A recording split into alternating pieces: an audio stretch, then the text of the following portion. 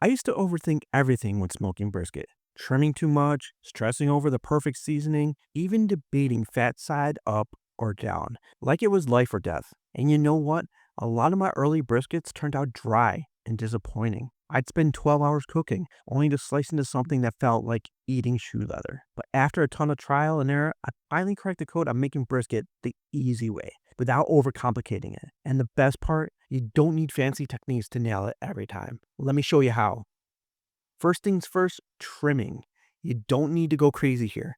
The biggest mistake I made early on was trimming off too much fat, thinking it would help the seasoning penetrate better.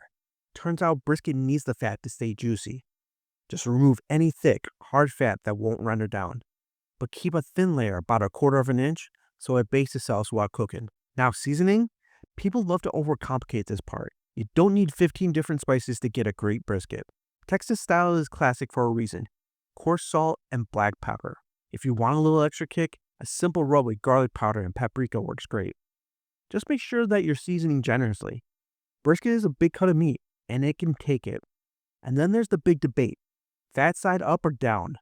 Here's the deal. If your heat source is coming from below, like in most offset smokers or pellet grills, fat side down protects the meat from the direct heat and helps you develop that perfect bark on top. If your heat is coming from above or from the side, fat side up makes more sense. Brisket is all about low and slow.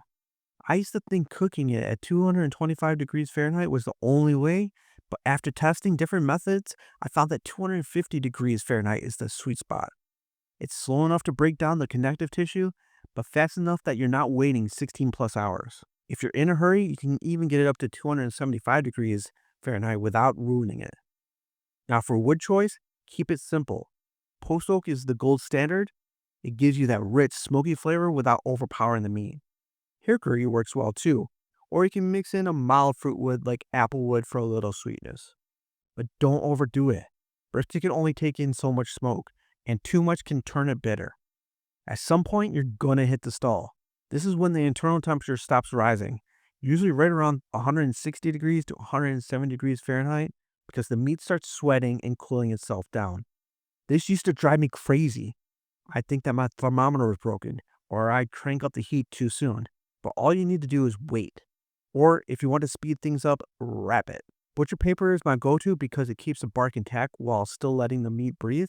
Foil works too and will push you through the stall faster, but it softens the bark a little. So how do you know when your brisket is done? Don't get stuck on an exact temperature.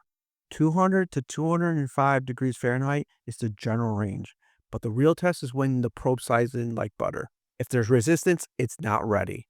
Once you pull it off, don't skip the resting step. I used to slice into briskets way too soon, and all the juices ran out, leaving me with dry meat. Resting in a cooler, wrapped in butcher paper or foil, lets the juices redistribute and makes slicing effortless. Give it at least an hour or longer if you can. Speaking of slicing, here's a simple trick. Separate the flat from the point and cut against the grain. This keeps every bite tender and juicy. And that's it. Brisket doesn't have to be complicated. If you follow these simple steps, you'll nail it every time. Smoking a brisket really doesn't have to be complicated, but here's the thing, brisket is just one part of the barbecue game. If you don't know how to smoke ribs the right way, how to season them, when to wrap them, and the one mistake that can ruin the texture, then you're missing out on some seriously good eats. Click right here and check out this video where I show you how to smoke ribs step by step. I'll see you there.